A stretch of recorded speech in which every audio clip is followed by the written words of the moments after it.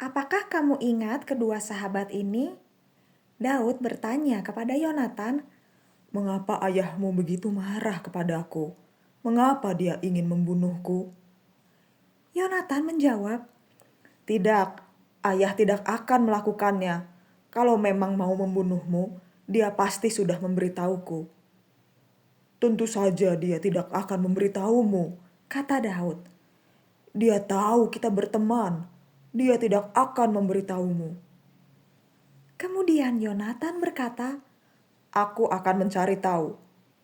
mereka membuat rencana bersama. Keesokan harinya akan ada pesta di istana.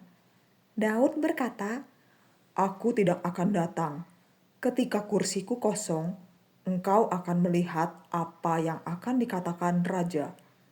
sebelum Yonatan kembali ke istana dan Daud kembali bersembunyi di semak-semak, mereka saling berjanji untuk bersahabat dalam nama Tuhan. Keesokan harinya adalah pesta bulan baru. Raja duduk di meja berhadapan dengan Yonatan, tapi tempat Daud kosong. Saul tidak mengatakan apa-apa karena dia berpikir Pasti terjadi sesuatu pada Daud. besoknya ketika kursi Daud lagi-lagi kosong, Saul bertanya kepada Yonatan, Mengapa Daud tidak datang? Kemarin dia tidak datang. Hari ini juga tidak datang lagi. Yonatan menjawab sesuai dengan yang sudah dia sepakati dengan Daud.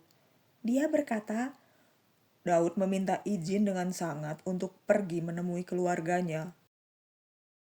Raja Saul menjadi sangat marah dan dia berteriak, Dasar anak kurang ajar! Aku tahu kamu berteman dengan Daud. Tidakkah kamu mengerti bahwa kamu dan kerajaanmu tidak akan kokoh? Sekarang suruh orang membawa Daud ke sini karena dia harus mati.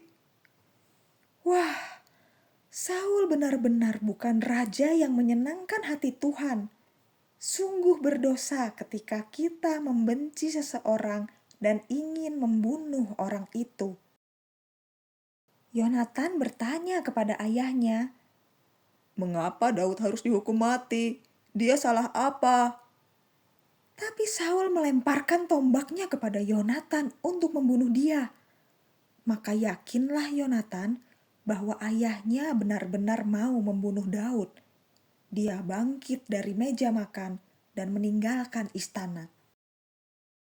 Besok paginya Yonatan pergi ke padang untuk menemui Daud seperti yang sudah mereka sepakati.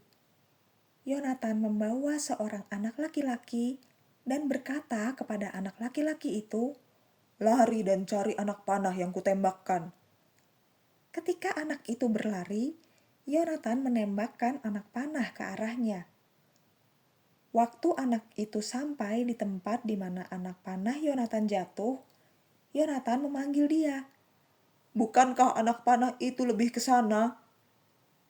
Sekarang, Daud yang bersembunyi di dekat situ tahu bahwa dia ada dalam bahaya.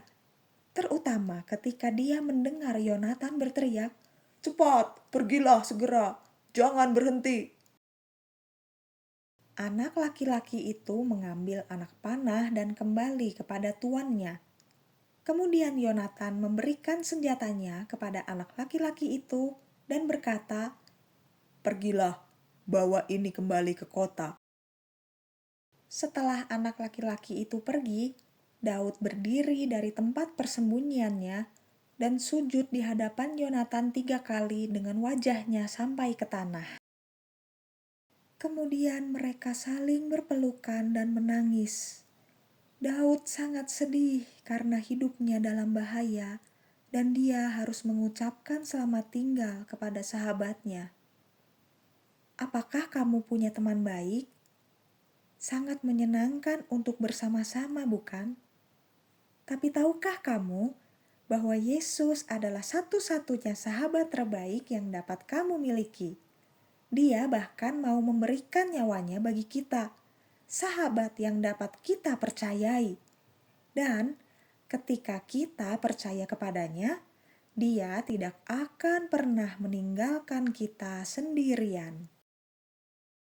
Kemudian Yonatan berkata kepada Daud, Pergilah dengan selamat, sebab kita telah bersumpah sebagai sahabat demi nama Tuhan. lalu Daud mengucapkan selamat tinggal dan Yonatan kembali ke kota.